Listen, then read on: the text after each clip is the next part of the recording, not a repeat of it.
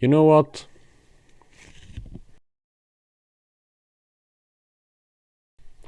Screw this. You know when I ranked the Ghibli movies and it took me a long ass time, a shit ton of work and a large amount of stress? Yeah, there were 23 of those. I'm gonna do it with 42-ish anime now.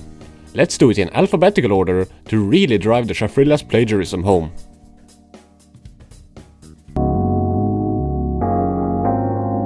Why is the bike slide the only thing people reference from Akira? It's not even close to the best contender for something that could become a cultural icon from this movie. Akira is the definition of a hard-ass movie. The Blade Runner of anime. I haven't seen Blade Runner. If you even just like the cyberpunk aesthetic, as I do, you will enjoy this film. But I guess if you do that, you've most likely already seen Akira. I think it may be one of the progenitors of the genre.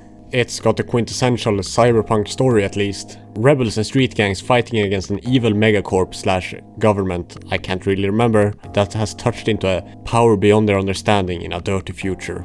The only complaint I can remember having is that I don't like how the characters are drawn. Something is seriously wrong with their faces. Stylistic choice or not, it doesn't change my opinion. But it 100% has that vintage anime vibe. One of the only ones here that I could recommend to someone that hates the medium and they'd still think it was fine. It doesn't have any of the modern tropes that turn a lot of people away from anime. A solid choice for your first one, I guess. Watch it. Or not. Doesn't matter to me.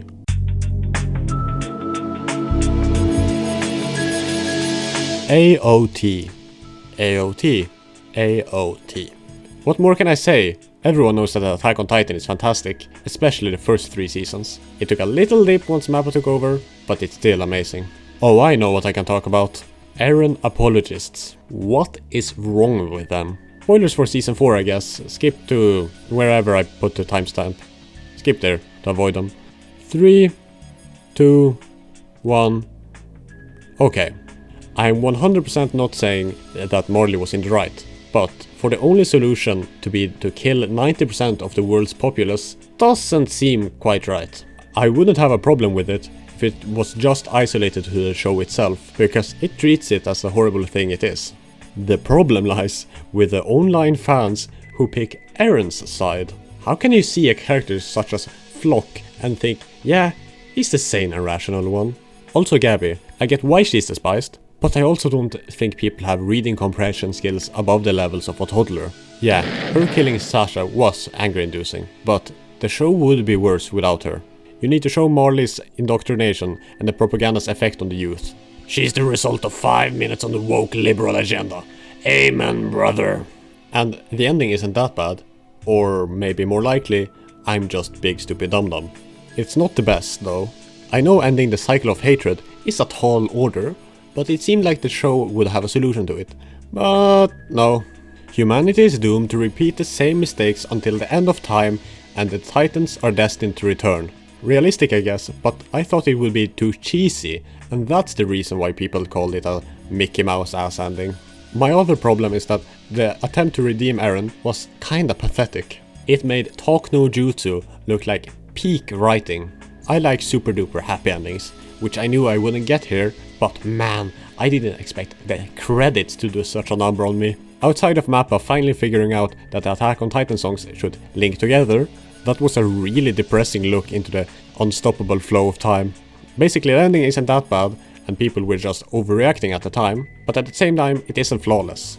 At least for me, a very stupid little man. Okay, back to less spoiler-filled topics. It's common to make fun of how dragged out the final season is, but it's actually incredible that the pacing hasn't suffered at all throughout all the milking. Of all the anime I saw this year, this is the one that's most likely that you have also seen. If not, do it. It's the 9.5 out of 10 anime everyone claims it is. By the way, Rumbling is ass, Sasagyu and Season 3 Part 2 opening clear it every day of the week. I've said enough to get copious amounts of death threats in the comments now. On to literally anything else.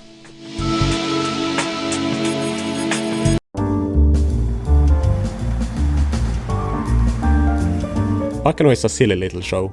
The first episode is easily the most confusing thing I watched all year, because it begins with the epilogue. It's a 1920s mafia murder mystery on a train. Anything can be an anime, I guess. And it's good. I'd say a 7 out of 10 maybe. There's some metric ton of characters, so most aren't that deep. The only ones I really liked were Team Rocket. Dumb and dumber scam artists, proficient in disguises. Just Team Rocket. I don't know, it's something about an anime taking place in New York that doesn't allow it to go higher than an 8 out of 10 for me. It's the same for the next one. I don't know how many more animes use the Big Apple as a location, so maybe the curse will never get broken. No, I swear this is not a Place Japan thing. It's just that when it takes place there, the shows tend to look a lot more grey and dull. If it was a gritty drama, then it would be fine, but Baccano is a little too goofy for that. No show with an immortal mob fighting an evil alchemist can be too serious. I can't really go into more detail about the plot or whatever, because it's really just 500 different B-plots weaving in and out of each other, switching main characters every time. It also means that Baccano is one of the shows I remembered the least from. It's a good show, just don't go in expecting peak, because then you might be disappointed.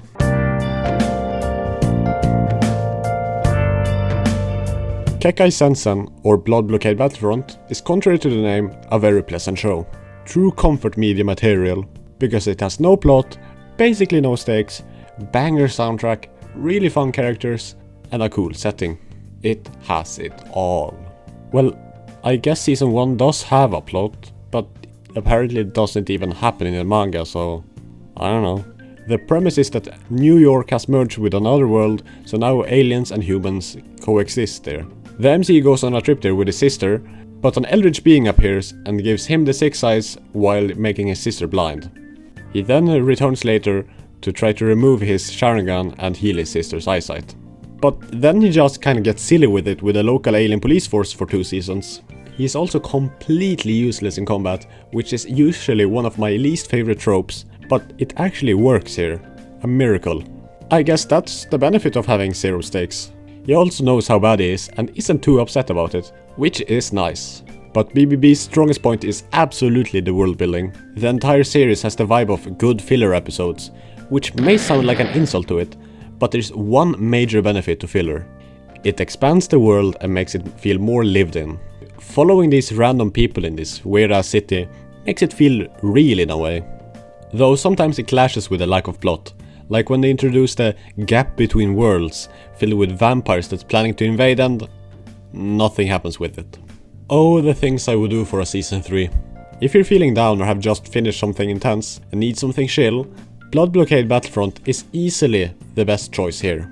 I cannot recommend it enough. Maybe I'll go rewatch it later.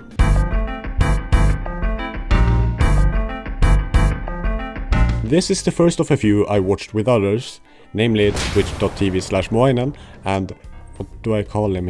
He doesn't have an online presence. John Guy.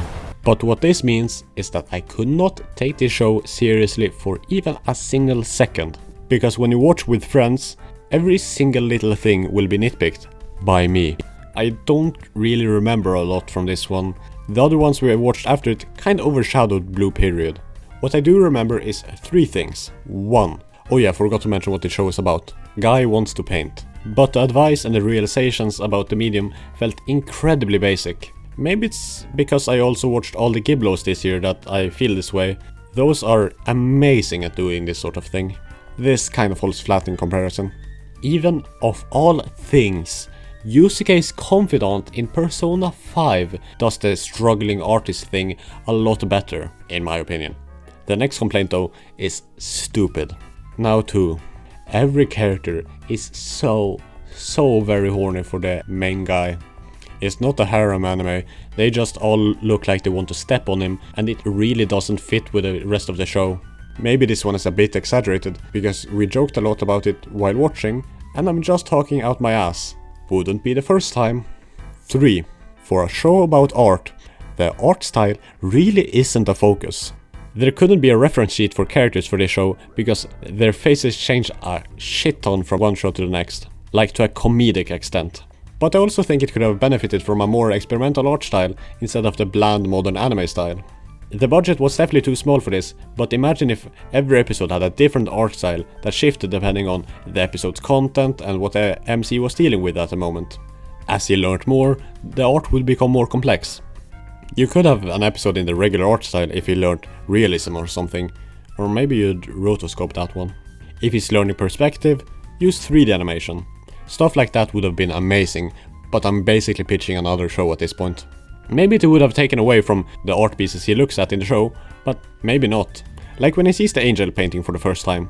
Imagine that beforehand, the show is very crudely drawn, with not a lot of color. Sorta like My Name is the Yamadas. Then, when he sees that painting, it explodes with color as he learns the magic of art. I don't know, I haven't made an anime and I don't know anything, and I'm just throwing out ideas.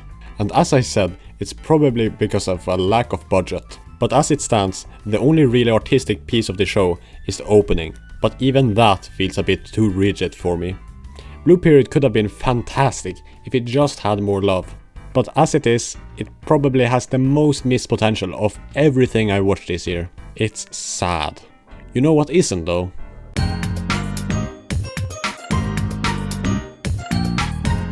Bocchi the Rock is a 2022 hit musical slice of life anime. I really like Bocchi the Rock, as most do. Haha, Bocchi the Sock is just like me. I haven't watched K-On, but I imagine Bocchi the Glock is like that, but for slightly less racist people. If you don't know, Bocchi the Wok focuses on a socially awkward girl becoming part of a band, which helps her come out of her shell. Electric Bocchi the Shock Therapy is also very funny. The reason I decided to watch it was because of a funniest Bocchi the Croc moments video. Bocchi the Stock released in October 2022 through December of the same year, clocking in at a total of 12 episodes. This left me and many others starving for a Bocchi the Jock Season 2. Once you bocchi, you can't block. Lo boccia me.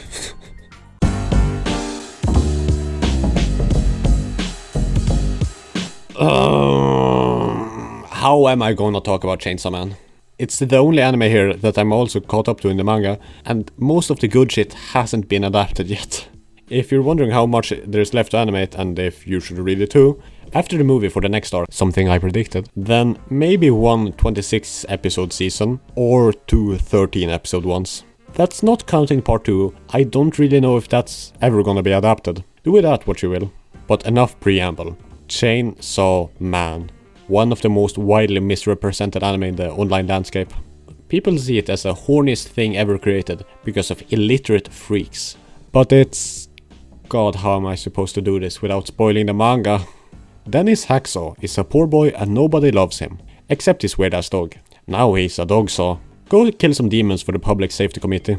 That shouldn't spoil anything, but when I tell you it's peak, I mean it. I don't know if I would rate it a 10 out of 10, maybe at 9.5 at least. 10s have some unique criteria for me that Screwdriver Woman doesn't quite fulfill. But it has banger art, one of my favorite casts in all of anime, great comedy, crushing drama, a fantastic power system, and unique villains. God, this is hard. Okay, let's instead compare the differences between the manga and the anime's first season. There's only one I noticed. When Makima first picks up Denji in the anime, she just gives him the udon or whatever. In the manga, however, she sends him immediately to go kill a devil that reminds him of Pochita. When he has killed it, he returns and eats its soggy noodles happily. It was probably cut due to pacing, and maybe because while he's running there, he questions Makima's goodness a bit too early. Oops, I did it again.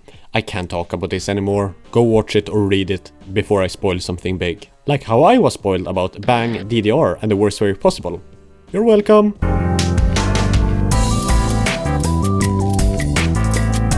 Okay, this is technically breaking the premise of this video, as this is just a manga and the anime isn't out yet at the time of releasing this, but I ain't making a separate video for the 1.5 manga I read this year. I also read like 60 chapters of Bleach and 35 of Boruto, but that isn't enough to warrant their own sections. Maybe I'll pick them back up one day. But what is Dandadan? I didn't know myself going in. I only read it because a cool artist I follow on Twitter was raving about it. Go follow Heartbreak Juan now! So I only knew that it was silly and that it maybe had something to do with supernatural. What I didn't know was that it was made by a former Chainsaw Man editor, which you can really notice at times. It's got both its goofiness and its Junji Ito-esque horror moments, though that's kinda where the similarities end. While Chainsaw Man is a thriller, Dandadan is a high school rom-com. I was on the edge of my seat reading Adventures of Dennis, but I had loads of fun reading Fast Grandma Guy. Not saying that it can't be dramatic, chapter 17 hits like a truck, and is the earliest I've ever been teary-eyed at a piece of media. Dandadan stars a group of Japanese high schoolers who defeat evil spirits, and also aliens. Sounds original, right? While the concept may have been done to death at this point, I really like this one, okay? I had a fantastic time reading Dandadan. One of my favorite things in general. It does almost everything I wanted to, so I can't deny it. Dandadan is a 10 out of 10. How could it not be when it's basically just a mix of different 10s I saw this year? Or high 9s, or is Chainsaw Man a 10? I can't really think of anything it does wrong, so... But for the others, try to spot the Turbo Granny in those segments, as I don't want to give away the entire game immediately. And oh yeah, you know I love references, and Dandadan has a few. But for some real reasons why it's peak, it does a great job at romance, no miscommunication trope in sight. It also makes you feel like these goobers could actually be friends. Dandadan is a very character-driven story, and it excels in characterization.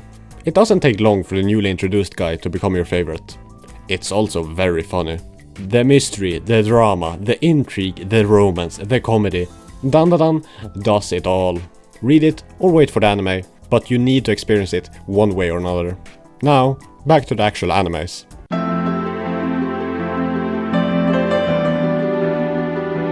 This is one I was recommended and was told that it was an ever so sought after piece of the so-called peak fiction. But unfortunately, I was disappointed. It's like an 8 out of 10. It's pretty good, but it stumbles too much to be peak. Bartender has two freshly dead people compete over who's going to be reincarnated and who is not. This of course ensures that some drama and sadness entail, but I don't know, it didn't really grip me. The first few episodes are too episodic, focusing on assholes I didn't care about in the slightest, and the time those took is time the show couldn't spare, as when the main plot actually gets rolling, it doesn't have the time it needed to really sink its teeth into me. It's also kinda boring and the art style is a bit bland. I'm complaining a lot, but I still had a good time, large part due to the opening, Flyers by Bradio. It's incredibly tone deaf to the vibe of the anime, but it goes hard, so I'll let it slide.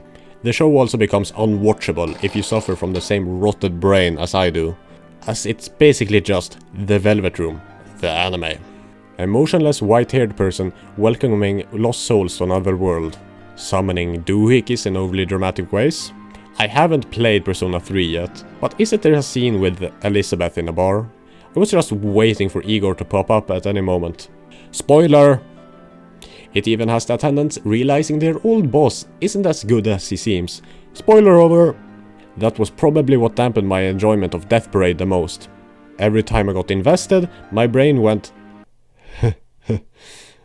Thou art I... Hey, I'm in the mood for another 8 out of 10. Though this was a low 8, like a 8.1. Can we go a bit higher, like an 8.5 maybe?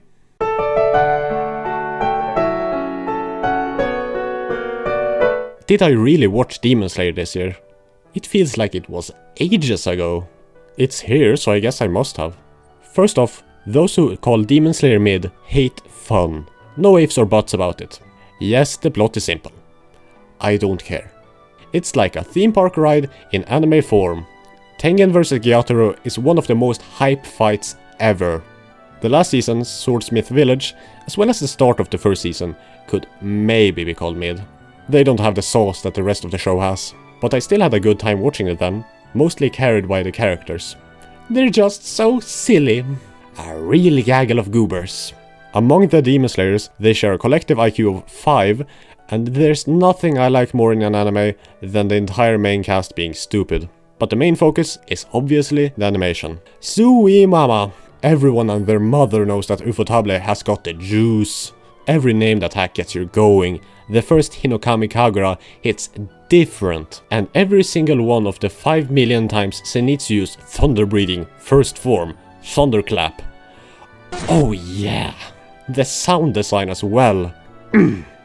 It's 100% a shut off your brain kind of show, but if you do that, there's no way you can call it mid.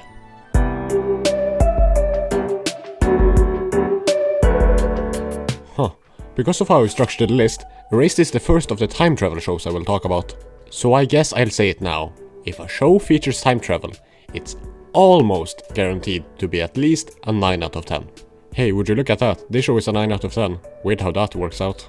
Erased is about a guy who can repeat time when something bad happens, giving him the power to save people. Usually it's just a few minutes, but when something really bad happens, he gets sent back to his childhood so he can fix his original sin, divinity. Just from that you can hear that it's good stuff. Go watch it and come back, because I'm gonna talk vague spoilers now. I need to, or else I can't express myself about this one. Good? Okay.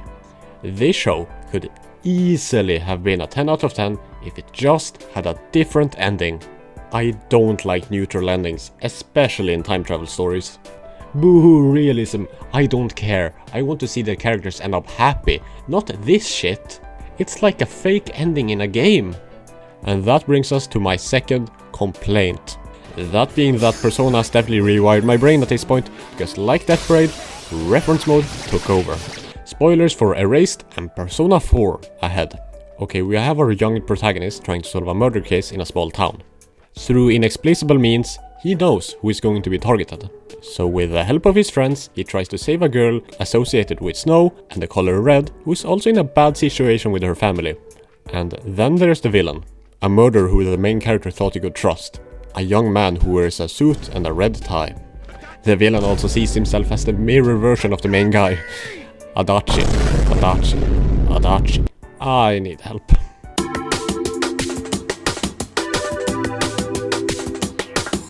The last show I watched in the allotted time span. I'm sorry to say, but it was mostly mid. Fire Force, for those that don't know, is about fighting fire with fire.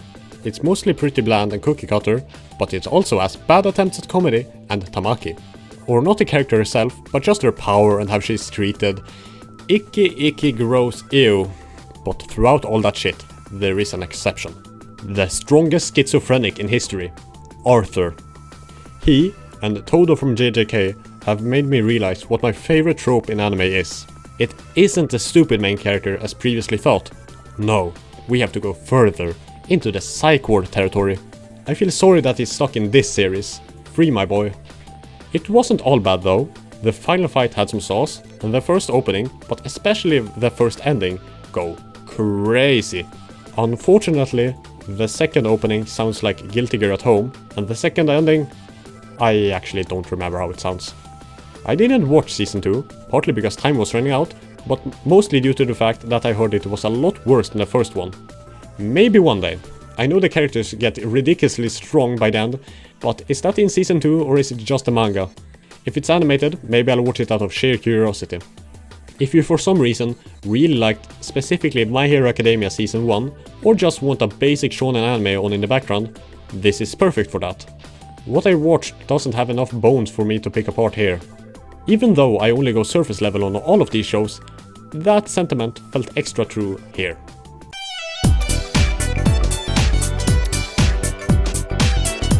One of the most insane pieces of media ever put to screen.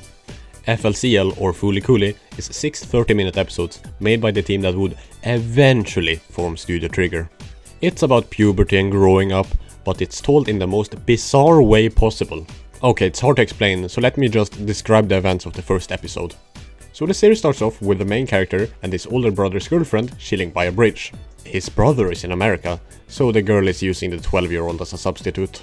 But interrupting the sexual abuse, a manic pixie dream girl drives in on her Vespa and hits the main guy with her guitar. The spot where he was hit starts to grow into a horn that he tries to cover up, but eventually lets out, making a robot pop out that fights another robot, and that's where the episode ends. That's not even mentioning the fact that the guitar girl is an alien, is weird as home, or the fourth wall breaking scene. It is weird. And it's awesome. Like, look at the robot. There's no way that design could come from a bad show. He looks like a Guilty Gear character. He even got the mandatory stripe jacket. If you're wondering if you should watch it, ask yourself this question.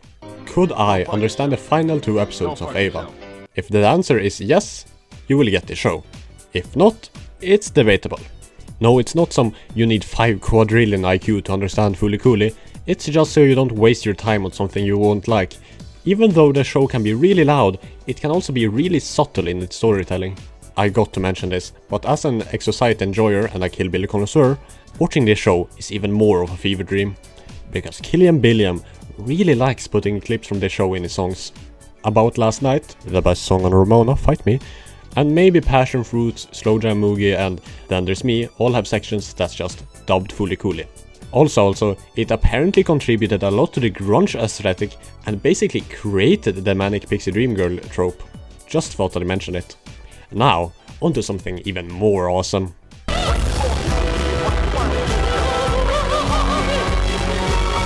This shit is so peak, one of 3 10 out of 10s I saw this year. You'll never get as pumped as you do when watching this. It's the prime example of the cruel vastness of the universe meets the indomitable human spirit. I don't give a shit if you click off this video, as long as it is to witness Tengen Toppa Gurren Lagann. I'm not gonna talk about how, where, when, or why it's peak. No. Find out yourself. You can do it. Believe in the me that believes in you.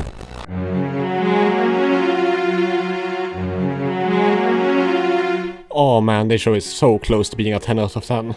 The only thing holding it back is Jeffrey Epstein himself. What I knew going in was that this show was kinda good, and that it was a trans character. And while yes, both of these are mostly true, there are some asterisks. Without spoiling, the trans character isn't really trans in the typical way. It seems like it could be a really good representation later on, but for now, there's some weird stuff about it. I had no clue about anything else, however. Not that it was post-apocalyptic, not about the Promised Neverland at home, nothing. I haven't seen Promised Neverland, but I know it takes place in an evil orphanage, which is the setting for half of this show. Those parts are generally weaker than when the goobers just explore the wasteland, but for the most part, they aren't too bad. But why did I say that Epstein has his claws around this show? You could probably guess it because it's anime, but it has an alarming amount of fan service with its predominantly young cast. I'm not going deeper than that here, because I don't want this video to be sent to the Shadow Realm. But yeah, because of this, I don't feel comfortable rating this a 10 out of 10. Yeah, part of it is due to the themes of the series, but some of it isn't. It's been a while since I saw it, but I think there was a miner running a wasteland hotel being sexualized that didn't really fit in with the whole loss of innocence shtick that the nursery has. Either way, it doesn't mean I have to be comfortable with it. But back to the good parts, like the mystery. Heavenly Delusion does it on par with early AOT. It sets up a very intriguing world and a lot of questions that you actually care about. This, combined with the horror elements that Las Criaturas bring, create a real palpable tension that persists throughout. I got really invested due to this. Both the drama and comedy are balanced well and are actually good, which is a lot rarer than you'd think. This show is also gorgeous, especially the backgrounds. The color scheme brings such a tranquil vibe that's rare in post-apocalyptic settings. The animation itself is great. It has an episode made by Studio Trigger, so that much is obvious, but even just the opening is very pretty. Think I've got everything out now? Maybe. Oh, wouldn't you know? It's sponsor time!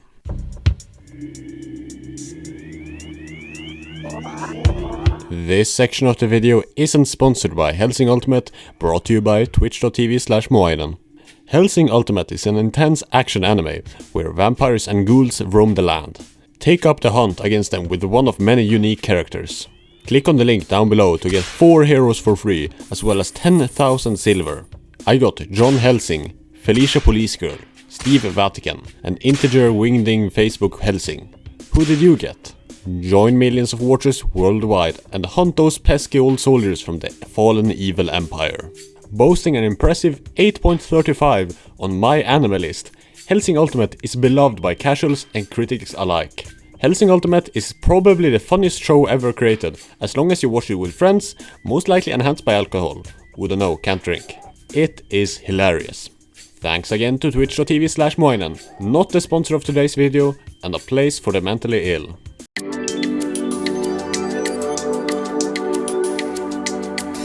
I saw season 1 of JJK last year and it was fine. Gojo was awesome, but everything else was kinda mid. I don't really see how it's one of the GOATs, probably because of something in the manga that hasn't been adapted yet. This was written before I saw the Shibuya incident, so I didn't really have any expectations going into Zero, and it was worse. The ending was the only good thing about it. Itadori is a pretty good protagonist. Yuta isn't. He's my least favorite kind, weak and naive. I like my MCs as absolute morons, one of the reasons why One Piece is so peak.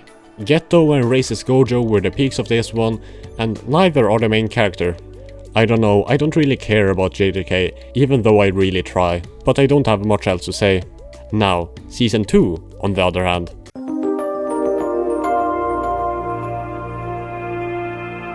Regardless of personal opinion, everyone has to recognize Jujutsu Kaisen Season 2 as Anime of the Year 2023. That's coming from One Piece's strongest soldier, because Season 2 of JJK shows that slave labor produces results. This is a joke. Glory to the corporate overlords at MAPPA Studios. Thunderclap Part 2 is only rivaled by the GOAT himself for the best animated episode of the year, but the JJK one was only 30% finished. Absolutely insane! Simply put, I get Jujutsu Kaisen now. The Shibuya incident is shonen masterclass. A brutal, horrifying battleground where no one's safe. Sure, I knew which characters would be put in a bag by the end, but like when I read Chainsaw Man, it only made it more tense, because I didn't know when it would happen. Oh yeah, the Gojo flashback was also this season. A fun time that through a single moment made me understand this series' popularity. And also Toji, probably my favorite character in the show, absolutely insane guy. It's kinda hard to explain why this is great, because every example involves someone's graphic death, and you know, I'm kinda trying to keep this video as spoiler free as possible. So I'll just say, Jujutsu Kaisen Season 2, you are my special Z. One of the best opening songs of all time, don't fight me. Okay, I need to do some very teeny tiny spoilers for the manga here. I won't talk about it much, because it fell out of the allotted time span. I'll just say that I'm sorry Yuta, I wasn't familiar with your game, and Akari vs Kashimo is one of my favorite fights ever. But Gege, please just let me have a single moment of downtime.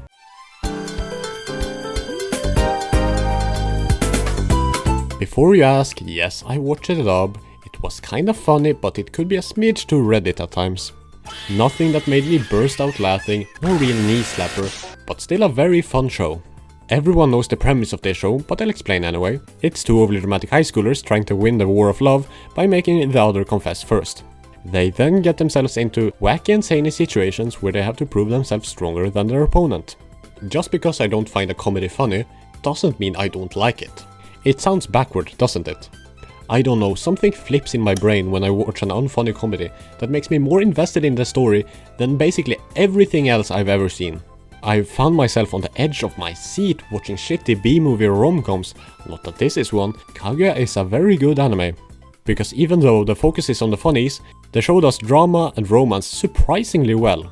It feels appropriate where it's placed and it enhances the comedic situations. It's funnier to see a confrontation between Kaguya and Shirogane, that's the main characters, go horribly wrong through their awkwardness because you know how invested they are in this situation. It adds more stakes. This may have come off as if I didn't find any joke funny, which is far from the case. It's just that I can't remember any in particular because it was over a year ago I saw this show. But not overly hilarious is what I recall in that regard. I watched both this Kaguya and Ghibli Kaguya on New Year's Eve 1 year apart, so the Love is War movie was 2023's. Though that's after the cutoff date of December 22nd, so I'll just say it was pretty good. By the way, if you're gonna watch it, don't watch the OVAs. Or OVA 2 is fine, it's just an ad, but don't watch the first one. Why would they try to rope in Gooner Nation to this anime when the main show is nothing like that? Stop!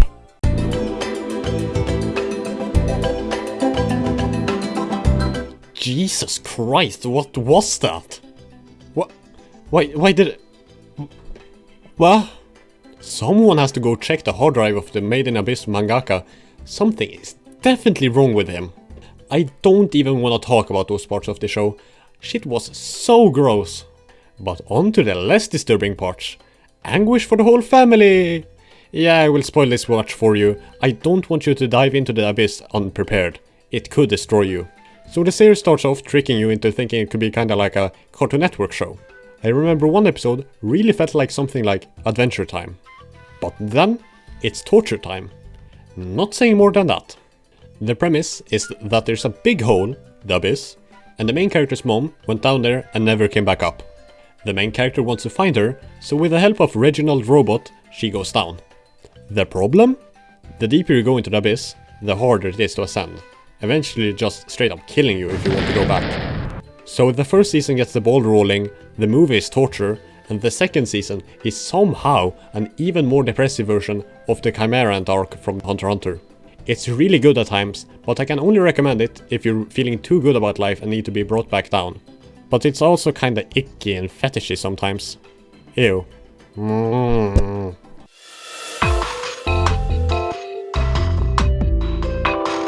Oh my god guys, this show looks happy, but it's actually dark.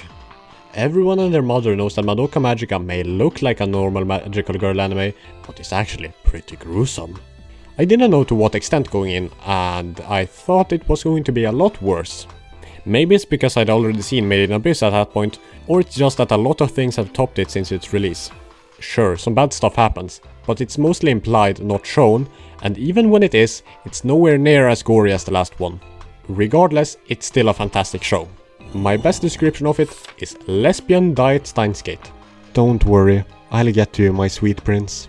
It's the diet version because I don't feel it explores its character to the same depth, despite being a character-driven drama. It's kinda hard to talk about without spoilers though.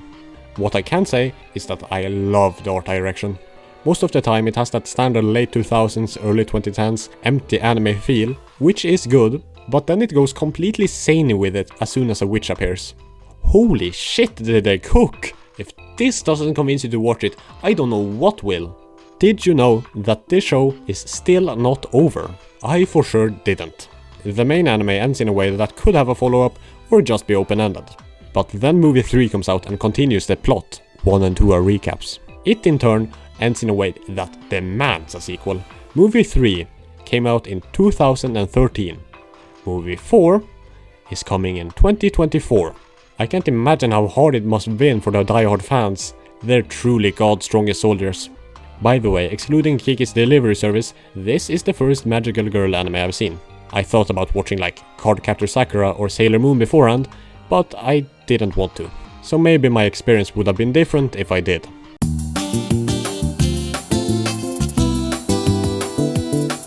The first one I saw during the allotted time span of December 22nd, 2022 through the same date, 2023. I had already watched Mob 1 and 2 previously that year. I waited until season 3 wrapped up to watch it, and yeah, it's very good. I didn't have the foresight, however, to write this part after I watched it, so now I'm struggling to remember exact details about it. I don't recall how it ended, but I think I thought it was pretty good. I know the music, and that was fantastic. 1 is a banger opening. Reagan is peak? I guess I remember the beginning of the season quite well. But without spoiling, my lapse in memory starts with the end of Piss Guy. Oh wait, were the aliens this season? That was really funny. I can't do with this. Let's just go to the next one.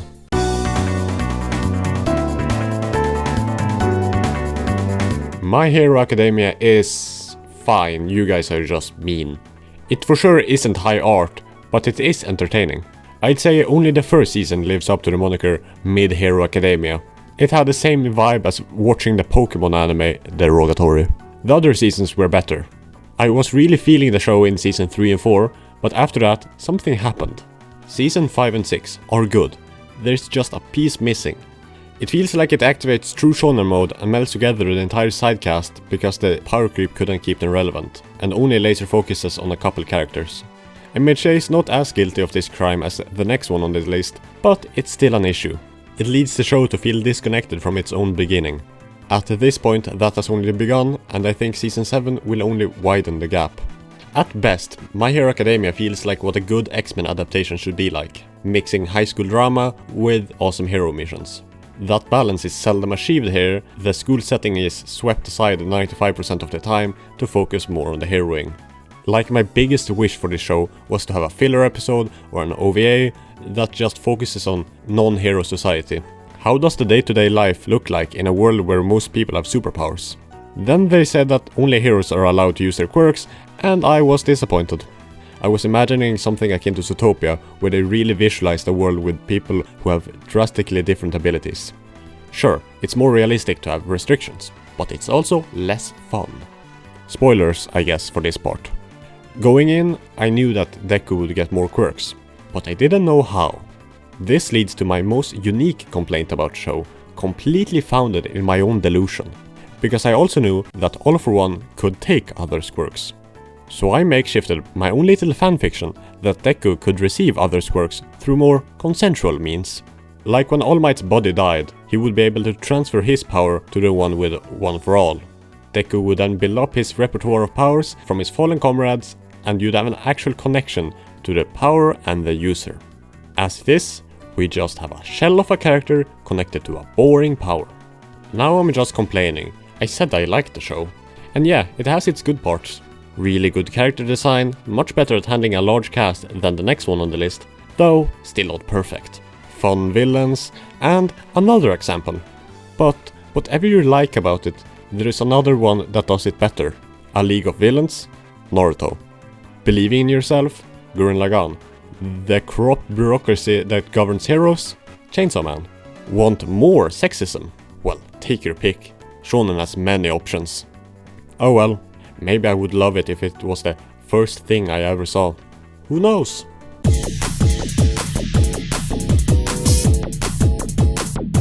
This will be the most spoiler-filled section here, because it's the longest show I watch, so it's kinda hard to be vague. Feel free to skip to the next section. With the disclaimer out of the way, Naruto.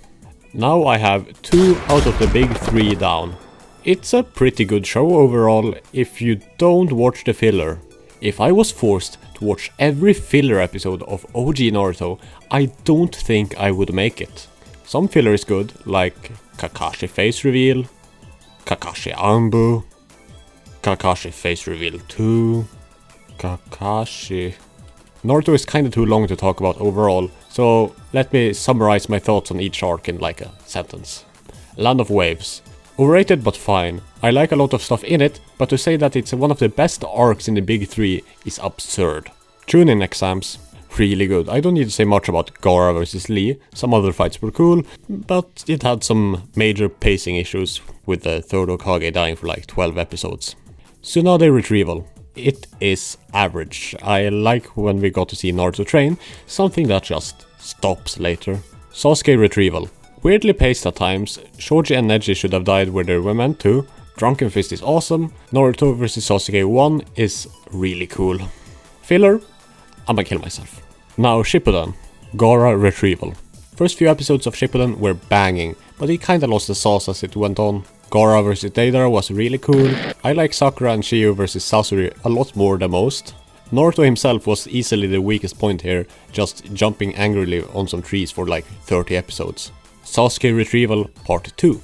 Started off really hating this arc, who are these people? But by the end, Sai and Yamato became my 2 favorite characters in the entire show. Shame Sai didn't get much to do after this point. Sasuke is an ass. Naruto vs Orochimaru was sick. What do you call this arc? Asuma Bye Bye? Akatsuki hit list? Anyway, it's fine. The Rasen Shuriken training was good, but a bit infuriating as you get the Shadow Clone trick immediately and have to wait for Naruto to slowly realize it. Hidan and Kakasu are nothing to write home about. Shikamaru this arc, however, definitely is. The episode where he grieves Asuma is probably the best one in the entire show. And it's saying a lot, because I didn't get sad about Asuma dying, he barely did anything beforehand. Hidan vs Shikamaru, one of the best fights in the entirety of Naruto. Pain arc. Okay, I'll fully break my brief rule here, because the Pain arc is the best arc, bar none. Peak fiction. Jiraiya vs Pain is my favorite fight of them all. The village hidden in the rain is so cool. I think Sasuke vs Itachi is a part of this arc, and I like Itachi, like everyone does. Naruto vs Pain is fantastic, and the Leaf Village destruction is the best war in the show. Maybe it's because I'm a One Piece fan that I really like the animation in Naruto vs Pain. It's silly, but I think if you despise it, you kinda hate fun. For me at least, it also really conveys the pure rage the 2 characters are feeling in the moment. When Hinata gets Gmo ragdolled and Naruto completely gives in to Kurama, ooh, peak. Seeing tail after tail pop out, peakety peak. Minato stopping it, peakest peakety peak. The Talk no Jutsu isn't the worst, but it kinda drags. Also, we see Nagato's backstory so many times throughout the show. Okay, I could continue, but I got the rest of this shit to talk about. 5 Kage Summit. The last good point kinda felt like I was watching Full Metal. After this, it all gets undone. The entire war. It's stupid, I know Edo Tensei is just fan service, but I liked it, okay? I liked seeing Hashirama of Hashirama's self-fame, but Madra's plan is ludicrous. Kaguya as a character is so dumb. Infinite Tsukiyomi was kinda underwhelming. Had hoped the filler would show everyone's dreams and not just Tsunade reading a worse version of OG Naruto. More people should have died, it's bloated. Talk no Jutsuing Adolf was a strange move, even though I like Obito. Naruto and Sasuke being reincarnations of gods is stupid. Power of Friendship is stupid. 8 Gates was awesome and should have killed Madara. What was the point of him surviving if Black Setsu was just gonna stab him in the back 5 minutes later? The arc is so bloated, and Final Valley 2 was cool, but I think I prefer 1. Post-war. Why does this exist? It's just set up for Boruto. Everyone's post-time skip designs look bad. The only good episodes were the Shikamaru ones, mainly because Sai was in them. Naruto the Last. Doesn't even feel like Naruto at this point. There's something off. Naruto and Hinata was nice, I guess. Not many other options if you want to end with a romance while still being a coward. Not watching Boruto can't make me. Read like 35 chapters though. It was fine, I guess. It didn't really grip me, so I fell off. Overall, Naruto is a fundamentally broken series. Broken world building, broken themes, broken power creep, broken plot. I waffled on long enough, but I kinda felt it deserved it, seeing as it is 100 times longer than the shortest series I saw. Maybe I'll complain more about it in the future. Just wanna finish by saying, Sakura is the single most overhated character. Yes, Kishimoto can't write women for the life of him, but it could have been so much worse. Calling her useless just because she's fighting on the front lines next to the 2 gods isn't really fair. They would have lost the war multiple times without her. The widespread hatred for her has got to be rooted in sexism. There's no other explanation for why every comment section on every episode was filled with a hatred for her, even if she wasn't even in the episode. And here's a list of everything I was spoiled about going in. Pause if you want a little read.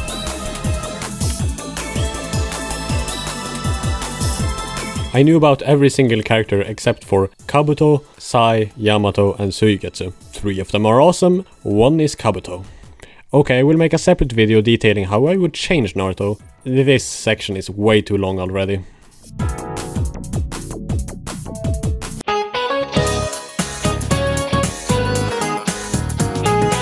This shit is so good, but I can barely recommend it to anyone. Persona 4 the animation is an adaptation of, well, Persona 4, which is one of my favorite games of all time. Yes, I know it's a character flaw of mine to like Persona, but we all have our weaknesses, and this is mine. The reason I can't recommend it to anyone is because to get the same enjoyment as me out of it, you have to do 90 hours of homework beforehand, though I'd recommend 210. You shouldn't watch this if you haven't played Persona 4, though preferably you should have played a bit more. Or don't do that, I'm not your dad. If you're watching this video, you have heard of Persona and know the premise. The reason you need to play the games beforehand is not because it's a drastically different emotional experience, it's because this is a parody of itself, and I love it for that. It does reshuffle and expand some emotional beats, and it does it great, but that doesn't matter. Every character is stupider than the last, and they're actually funny. The comedy is the highlight, but weirdly enough, the funniest scenes in the game are weaker in the anime. Like they butchered the cookout, and the beach scene is nowhere to be found. Maybe it was golden exclusive, but it makes up for it elsewhere. Some complain that the anime doesn't do the main character, Yu Narukami, justice. But no, he's not Cha Narukami, he's an overconfident ass who has the intelligence of a pigeon. You're stupid. By the way, watch the dub, easy 10 out of 10 show.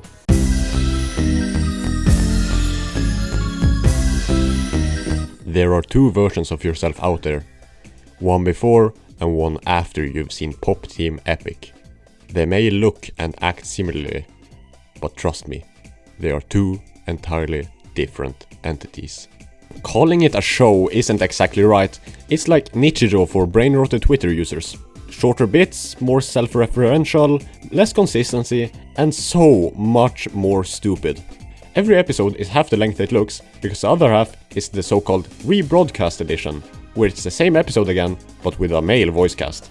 Every pair of voice actors for Popiko and Pipimi are connected in some way and change every episode, so it's a guessing game to see if you understand what they're referencing. Edward and Alfonsi, Gon and Killua, Kiryu and Majima, etc, etc. Speaking of references, it's filled to the brim with those, and you know I like that. Some classic bits include a French guy talking about France, without any punchline, and Bob Team Epic, which is like the rest of the show if it was the most grating thing your eyes and ears have ever experienced. But all 24 episodes aren't like this, no. Sometimes it's one guy in a flipbook or two versions of the same dating sim. And I watched it twice. I had to subject the boys to it and it almost broke them. It's not a very good show, watch Nichijou instead if you consider yourself a weak soul. Now the question remains, are you ready to face your other self? Let's pop together, alright.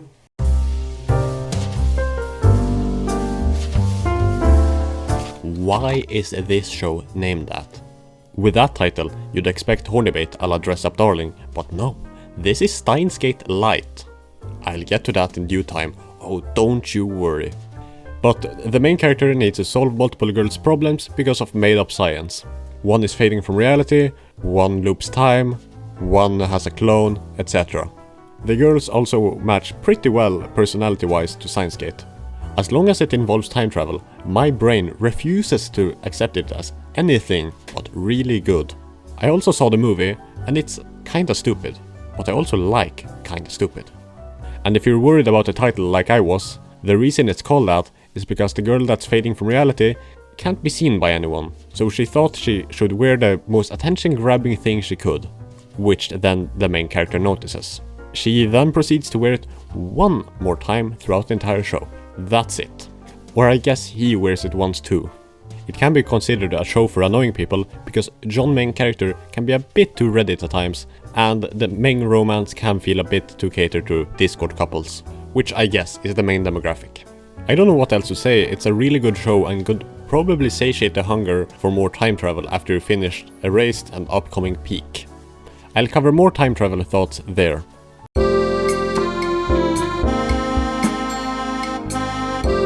So-called free thinkers when a show features time travel. But this is the worst time travel one I saw this year. Like an 8 out of 10. It's still time travel.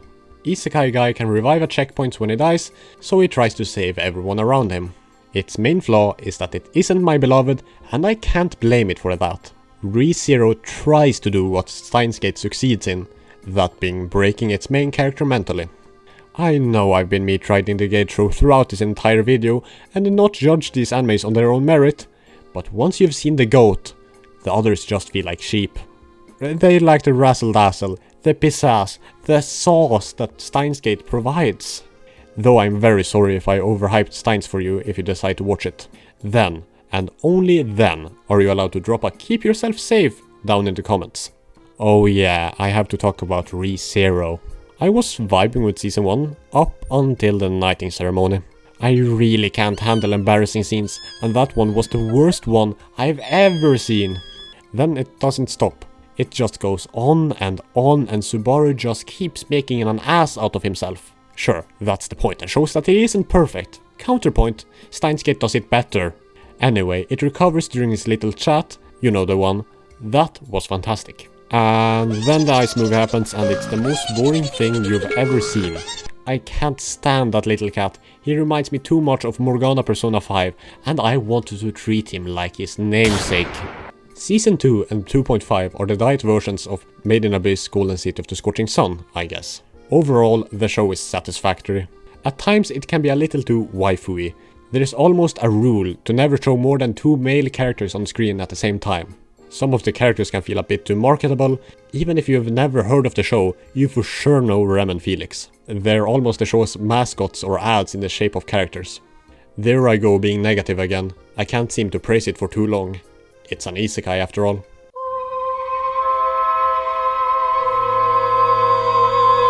This show is brought to you by twitch.tv/moinen.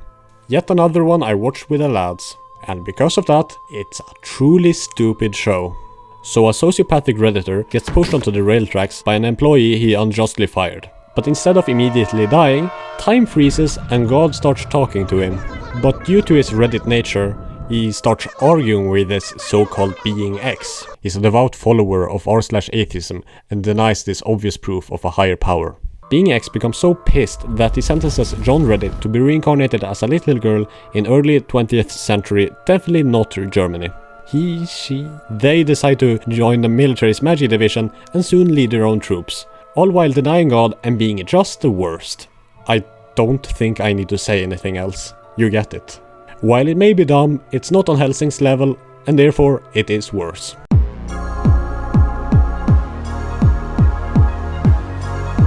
The final Girls' Night show. This breaks the alphabetical shtick I had going on, but oh well, I needed a way to talk about it. Because as you've probably noticed, I didn't really like any of the shows we watched together, with the exception of Hellsing. But Baki?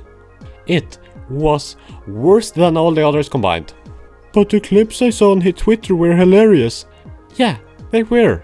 The problem is, there's maybe one moment like that every 4 episodes. The rest of the time it's the most bland exposition of made-up martial arts, slideshow fight scenes, or the worst romance ever put to screen. It's really repetitive, every fight has the same structure, all the characters except for a couple are either just weird old guy or stoic legend. There's also way too many of them. You'd think that Baki would be the type of show where no one's safe, anyone could die at any moment, but no. The characters have more plot armor than in One Piece. To watch Baki and enjoy it, you must either spam the fast forward button, or what I would recommend, watch a funny moments video on YouTube instead. Sure, I laughed a lot while viewing it, but most of that stemmed from exhaustion. This shit drags you down. Maybe it would be better if I watched the original or the sequel, but twitch.tv/moinen said to me that this is the one we would watch and all the other ones were unnecessary, so blame him, not me.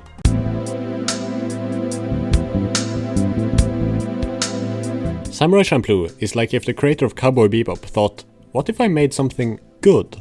Just kidding, I like Bebop, but I also like Champloo a whole lot more.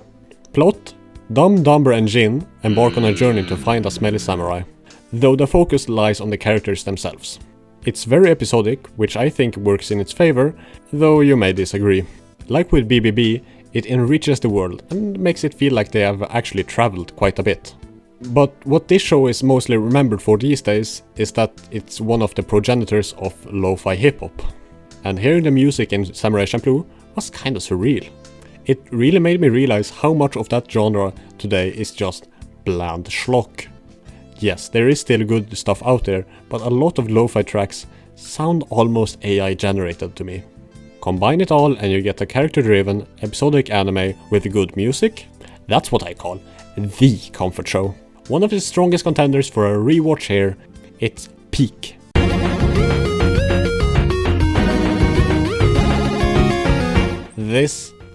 This counts, right? I'm only asking because it isn't on Mal, but it is an animated show made by a Japanese studio that's referred to as an anime in the marketing. I think it counts, and I would never talk about it if I didn't do it here. Anyway, Scott Pilgrim. Haven't read the comic, haven't played the game, but I watched the movie a few years back, and I really liked it. Probably not as much as many others, I felt it could be a bit too cluttered at times, with an overwhelming amount of characters, but it's an unbelievably charming little film. This was marketed as a direct adaptation of that story for the next generation, and it isn't really that. In fact, Mr. Pilgrim himself only shows up for like half the show. It deviates from a certain point in the movie and focuses on Ramona from that point on. Oh yeah, I forgot to give a premise. I'll give one for the movie because I think you maybe should watch that one first. Scott Pilgrim is a nerd and a bad person. He meets the blueprint, Ramona Flowers. But to become her boyfriend, he needs to throw hands with her 7 exes in increasingly silly battles. Back to the show.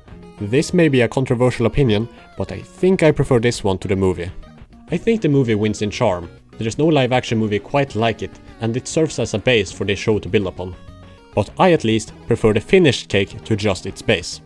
The longer runtime allows the show to breathe a lot more than the movie. We get to see more of the characters in different situations and actually get to know them. That's most apparent with the evil exes. As far as I remember, they were just evil with one goofy trait in the film, while here most of them get development to humanize them a bit more. And that allowed for the whole product to shine. I think this is the perfect medium for this story, or maybe I should just read the comic. I know I'm yapping a lot for a show that's ultimately just going to get an 8 out of 10, but hey, it's a high 8. 3 more things. 1. This is the only anime I've ever seen with Chris Evans. That fact alone makes it great. Or I guess the entire cast does. The most star-studded cast I've ever seen in an animated series. It's insane that they got everyone back from the film. 2. Like halfway through, I came to a realization. Spoilers for this show from here on out, I guess. A really botched film set with a unique director and a moron in charge, and the film is about a version of the main character's life. Oh yeah, that's BoJack Horseman, isn't it? Yeah, Scott Pilgrim Takes Off can kinda feel like BoJack Horseman if it wasn't the most harrowing thing ever put to screen. It's a full-length told series. It's awesome. 3. This one's also spoilers, but you think I could ignore the time travel. It really isn't the focus here, but I'm weak to jingling keys in the shape of a time machine. That's it, I've talked enough about this one. Next!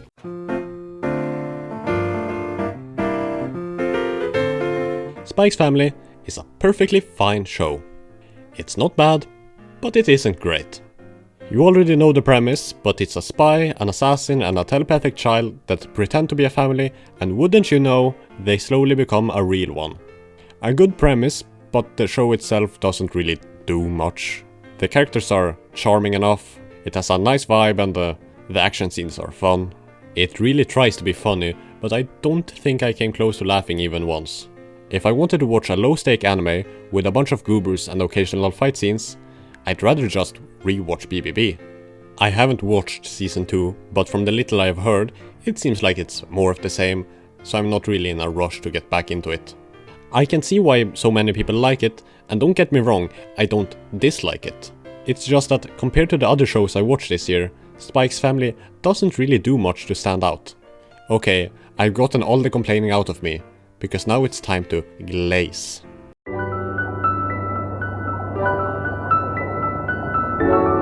Here we are. I've teased it long enough, but this is one of my favorite things I've ever experienced. If you haven't seen Steins Gate, skip this segment. Even if you don't think you care about spoilers, you will regret it. What separates Steins Gate from most other time travel stories is that it was entirely the main character's fault. A raised guy and the old car didn't choose to get their powers, they just had to deal with the hand they were given.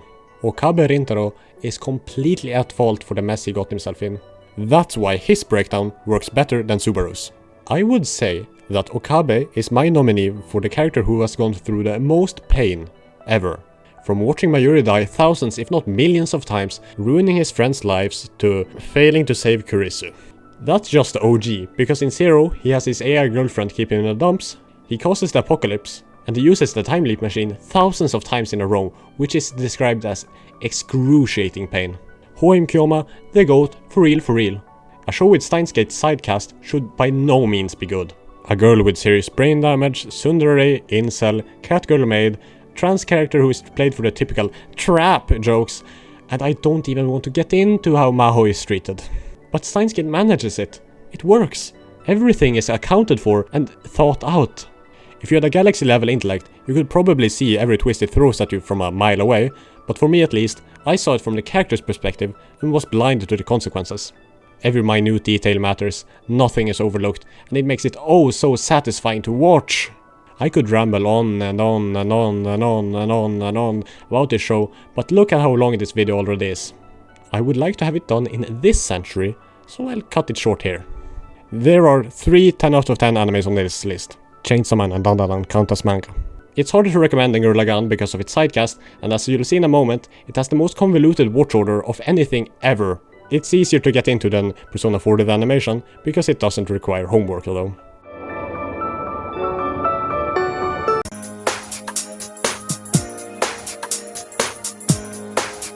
youtube.com/KaiFK when there's time travel as a function. Don't worry, there's only kinda one more after this. But hey, a protagonist going to stay with his family in a small town where people go missing, amorphous blobs that can take the shape of humans and are called shadows that some people accept as part of themselves. Our main character gathers a group of people to stop them, among them a pair of lesbians, a badass of questionable gender, 2 stupid guys, girl that can detect shadows, a stretch I know, and a guy named after an animal. They need to kill God. Oh hey, wouldn't you know, it's Persona 4 again. Well, that's where the similarities end. Mostly surface level stuff, after that it's mostly time travel. I think me being gate-pilled dampened my enjoyment of the show a little, through no faults of its own. Summertime Rendering focuses more on the plot, while Steins Gate sets its eyes on the emotion.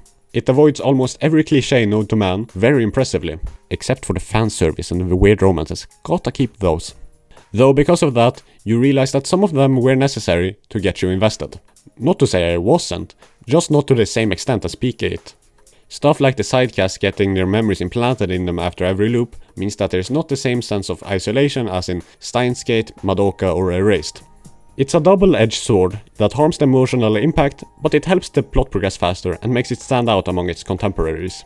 But I still have to give it props for having the most rational MC of all time, truly the anti-Rezero. My only other real complaint is that did the main love triangle have to be between 2 sisters who are interested in the same adopted brother?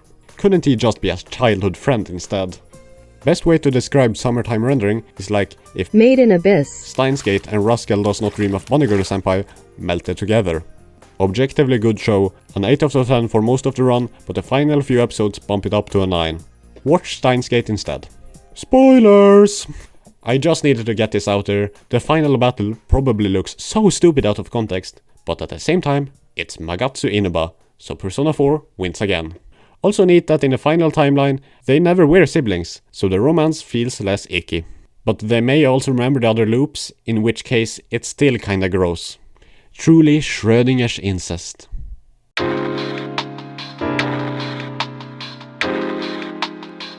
Probably the most experimental thing I watched this year. Felt like a real breath of fresh air in this marathon. First off, it has my favorite art direction out of any of these. The flat lighting, the thought out colors and the real life details mixed in create a unique art direction unlike anything else. Tatami Galaxy is about a guy trying to live a rose-colored college life by joining a club. At the end of every episode, he realizes he fails and time resets, oh goddammit. Since it technically isn't time travel, let's just place it there. Yeah, that's good. Oh, by the way, if you have dyslexia, this one isn't the one for you. This series is based on a book, and as many books tend to do, they have constant narration from the main character. The creator of the anime wanted to retain this key aspect of the original work, so throughout the show we hear the main character's thoughts.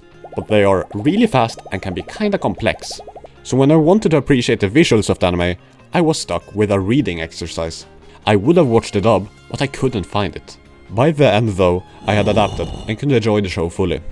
So what did I actually like about it? Well, as I said, the show is pretty. But it also presents interesting scenarios and dilemmas that made a singular cog in my brain turn. A lot of animes that don't spoon-feed everything to the viewer can be on the pessimistic side, except Steins Gate of course. So I like that Tatami Galaxy keeps the indomitable human spirit up. Top all of this off with a great character work and you have yourself a 9 out of 10. Maybe it could move higher once I'm actually in college, but for now, it seems like the only appropriate rating for me. By the way, I also watch the specials, which are nothing special, and I'll watch the movie and the sequel one day.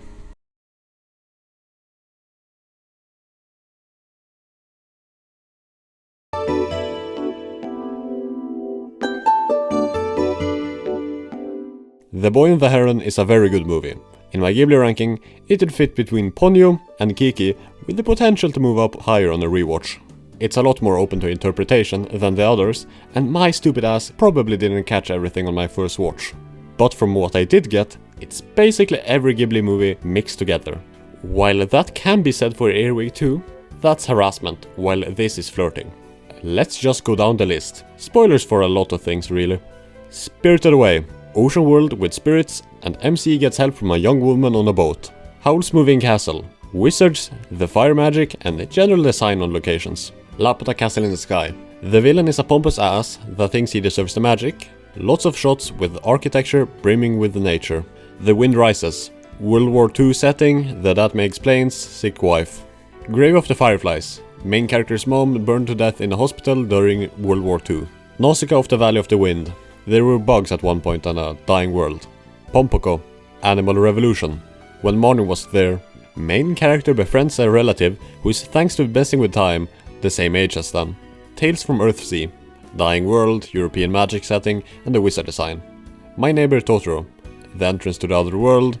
Look at the bird. You get it, I could list the rest, but that gets annoying. Also, apparently most of the cast have appeared in other Ghiblos.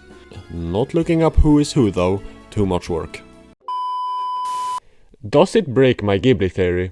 Nah, it enhances it. Big magic rocks falling from space. Who predicted that, I wonder? A hub that connects various different worlds. Neat. In my timeline, it fits snugly in between Wind and Grave, with no real issues to excuse. But the movie itself. It's a bit too long and it's kinda two films in one. The first half is very quiet and introspective, like The Boy, while the second half is almost the silliest Grimlow, only behind the cat returns. It's awesome, like the Heron. It has a simple premise. Boy, sometimes with the help of Heron, goes to another world to save his new mom. The titular Heron is barely in the movie, but he's such a hater in the beginning. Love that guy. Top 5 Gurren characters, so that sin is forgiven. It's very obvious that Miyazaki wanted this to be his last movie. There's a very apparent stand-in for himself, trying to pass on the torch of creating worlds in the film. That's also probably why it takes so many pieces from the other Grimmbriums. But Miyazaki said that he's got one more in him, like he has done for the last 2 decades, and there will be at least one more movie from him before the end. If you like Ghibli movies, or thought-provoking animated films, check this one out. Some may find it boring, but I had a good time. Let's get back to the right video then, shall we?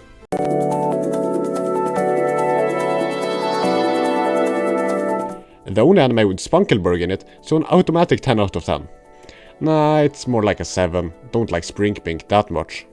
It's kinda hard to explain Undead Unluck, but to put it simply, it's a girl that brings unluck to everyone she touches, and a guy that negates the concept of death that go on adventures. The guy wants to die, and his way of doing so is having the girl love him and touch him for a long time. Yeah, the show is fun. At times it can be a little excessive in its use of flashbacks for a seasonal anime, and the girl can be a bit too "don't hurt my friends"-ish at times. But Andy, the immortal guy, is so much fun whenever he's on screen. It didn't finish airing in the allowed time, but from what I saw, it has some legs to stand on. The show got better as it went on, and I actually started to like the cast, something I really thought I wouldn't when they were first introduced. But my biggest point of praise has got to be the power system. Every major character has a concept that they can negate. Andy and Fuku can negate dead and luck respectively, and that's why they are Undead Unluck. Unchanged can negate, well, change, unseen can negate sight, etc. So every time a new guy pops out in a fight, you try to figure out what rule they ignore. It's effectively a really simple power system with the capabilities of really complex abilities. Undead doesn't just mean you're immortal, for example. You get blood manipulation, you can fly, you can create clones, and way more. A solid series that's only brought down by pacing and a shoddy power friendship every now and then.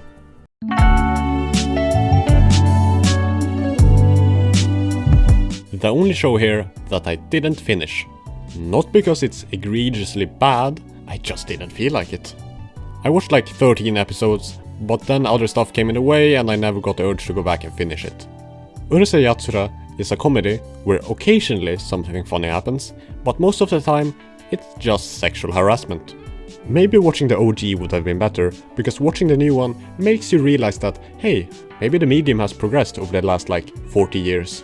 Or maybe the only reason I can say that is because I've avoided the incel harem shows like the plague. Maybe this is peak compared to others. I wouldn't know. The most I can give it is that the songs go crazy. Aiue or Aiue? How do you say it? But anyway, it's a top tier opening. The art style is also really cool, replicating the 80s style, but modernizing it. It helps Urusei Yatsura stand out visually at least. Will I ever go back to it? I don't know, maybe.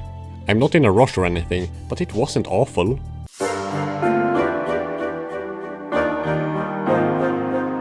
Here is the worst review of Vinland Saga that you will forever clown me on for. There's one more secret I feel I have to share with you. I did not care for Vinland Saga. What? Did not care for Vinland Saga.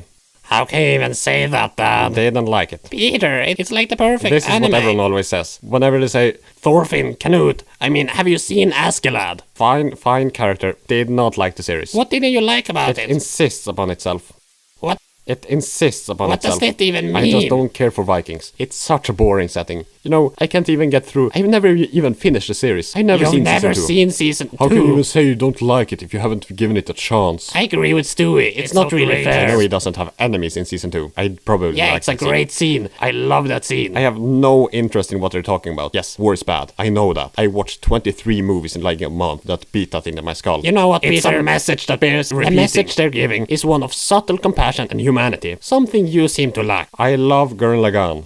That is my answer to that statement. Whatever. I like that show too.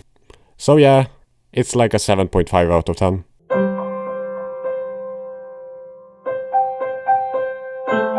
And here we have it. The final entry into the Hall of Time Travel. Well, I guess not time travel, but time shenanigans. It was better than I expected. Not that I thought it would be bad, but it has a certain reputation.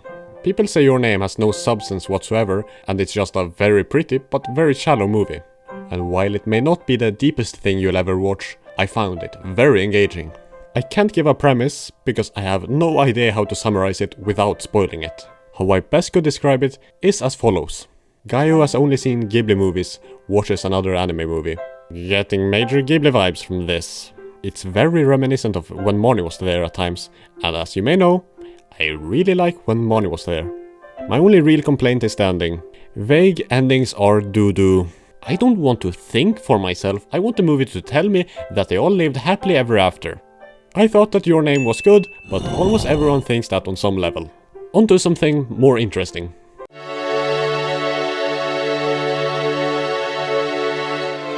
Man, here we are.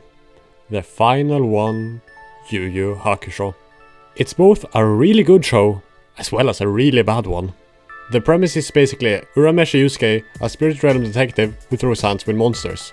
There's more to it, but that's for you to find out, and not for me to tell you.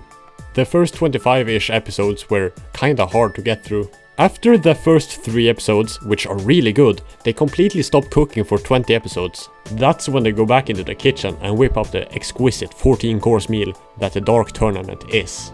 Sure, every dish may not be your favorite, but the overall experience is second to none. Easily the best tournament arc I've ever watched. I mean, have you ever seen a character that just announces every little thing that happens be enjoyable? Well, I have. The lesbian commentators are awesome. After that, it just kinda simmers for the rest of the show. They're still cooking, but there's no new spices. Going in, I knew 2 things about this show. 1. The Dark Tournament is peak. But then there's 2. The problem with 2 is that I was just completely gaslit. I am 100% sure I've seen multiple tweets and YouTube shorts discussing a villain named Joe in the show. I distinctly remember seeing a bald black guy that apparently showed up in the semi-finals of the Dark Tournament. He had no real motivation, just pure evil, and was a fan favorite. Sure, some of that description matches up with Toguro the Younger or Shu, but I noted every time I saw this fake character, an anime villain named Joe is pretty funny. I think I'm going insane. Oh yeah, I forgot to mention, this is by the same guy that made Hunter x Hunter, and it's pretty obvious while watching. Not gonna spoil specifics, but I recommend watching Hunter x Hunter before this, so you too can point at the screen when a recognizable element shows up here. And if you like JJK, this is a show for you. It's very clear that a lot of inspiration was taken from Yu Hakusho. I mean, one of JJK's biggest characters' design is just straight up ripped from a guy that shows up really late in Yu Yu. Early on, Yu Hakusho felt like Chainsaw Man or JJK if everything was played straight. The monsters are purely evil, and the bureaucratic organization that hired our MC can only do good. I was really hung up on this fact, so that's probably why some of the early episodes were so draining on me. That, combined with the constant play-by-plays by Monkey Luffy, I mean Koenma, and the GOAT Jorge Saotome. By the Dark Tournament, this issue was resolved. This series has got to be the most obvious example of the dropped plot points of all time. Probably because it shifted from Scooby-Doo to Fist of the North Star. But early on, Yusuke's mother is treated as a main character on the same level as Keiko and Kuwabara, but after we see her passed out drunk in episode 9, she never shows up again. She's only mentioned like thrice. Or I guess we see her in the opening for half the show, because the anime itself thought that she would be more important. The same can be said for the nice teacher. It seemed like he would be important later, but nothing. A shame too, because some of my favorite episodes were the ones where nothing crazy happened and it was just their day to day. Last thing, Yu Hakusho may just have the most solid soundtrack from any anime ever, excluding music animes, I guess. The opening and all the endings go dummy hard, and even the background music is pretty good. It may not reach the same highs as other soundtracks, but it for sure doesn't reach the same lows. Even Steins Gate has the phone ending. I am now done yapping. Outro time!